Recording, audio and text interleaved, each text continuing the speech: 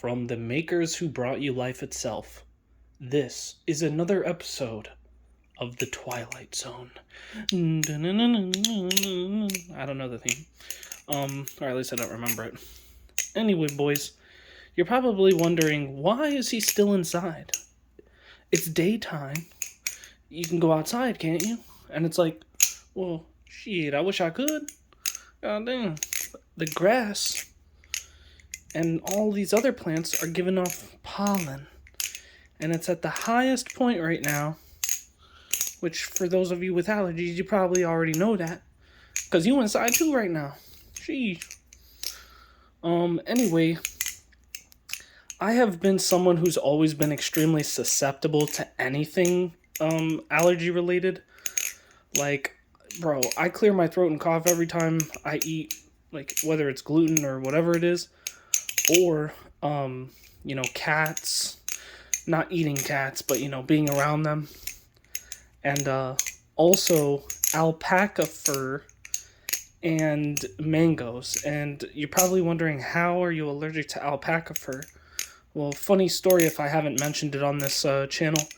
I was walking in the mall one day, and I was running my hand alongside some of the shirts, just because some people do that. When something looks soft, our monkey brains go, ooh, soft, let me feel that. Just like this blanket, for example. If I saw this hanging, I'd probably run my hand across it. But it turns out that one of the shirts that I ran my hand across was alpaca fur. Who would have thought? Did it feel good? Yeah. But did it feel good after? No. I had to scald my hands in hot water and all of that goodness and stuff. But yeah, anyway, allergies can be a true burden, which is why I have to be inside at least until the pollen levels outside go down. Which every year, from what I'm reading, is like, you'll have a reaction in the beginning, and then your body will kind of get a little bit alleviated from your immune system, and yeah, that's just how it is pretty much every year.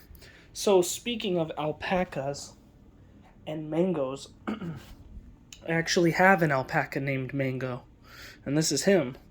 And I got this as a gift to signify my allergicness to alpacas and mangoes. So there's a little fun fact. But yeah, anyway, let's get on with a couple of stories, because I haven't uploaded in another day, and I feel like I owe it to you guys to give you some goodness. So first off, there is, once again, for anyone who doesn't know me, if this is your first video watching me, well, hi, how's it going? I flip dice. No, but anyway, we all know that just not, because YouTube doesn't recommend. Okay, forget all that. Listen, guys. AI, you know me, and hopeful technology. I don't like it. I think it's dumb. I think people who think that it's smart is dumb. And it won't solve any problems.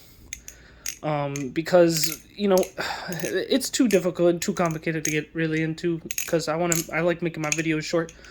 People post those videos that are like 30 minutes, you get like 10 ads, and like come on now, come on now.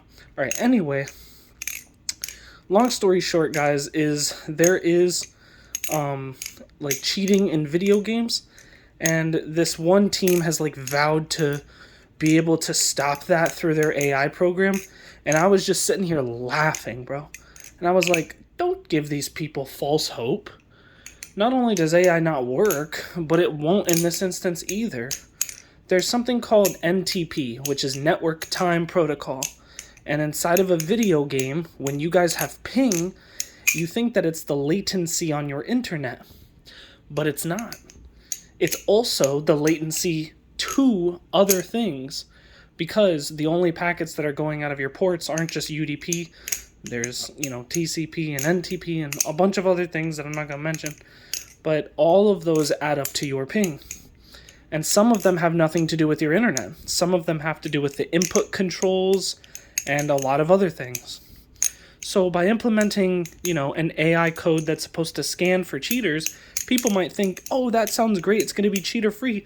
Well, even if somehow it worked, which it won't, and even if somehow they implemented it, which they won't, then your game would now be 5 to 10 times slower, and your connections to servers will be 5 to 10 times slower, because they can't optimize code to read that kind of thing immediately so that you have no lag. It just won't work.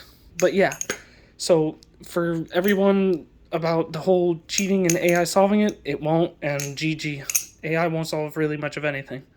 And it can only claim it does, and people can only claim that it said it did. And yeah. So, okay, anyway, the next thing is Discord at the beginning of this year made a soft launch notification that said on their website, this is official TOS on Discord that you guys all agreed to. If you're using Discord right now, you've already agreed to this. But every single one of your conversations, whether it be text, video, audio, it doesn't matter. They have it and they're storing it and keeping it. Now, somewhere there was like a statement where it says, oh yeah, they don't store or keep it, but it's not that they're storing the actual, like, you know, it's not going to be like an MP3 on one of the employees, computers, but on their server, it's turned into data that can be turned over to anyone for any reason. So yeah, basically your privacy is being definitely exploited there in a big way. But speaking of Discord having all of its problems and all of that good stuff, if you guys would like to join Jake the Banhammer's Discord server, who runs the website ballastonflipping.com, you guys can do so in the description below. So go ahead and do that. And I'll be seeing y'all in the next one. Yeet.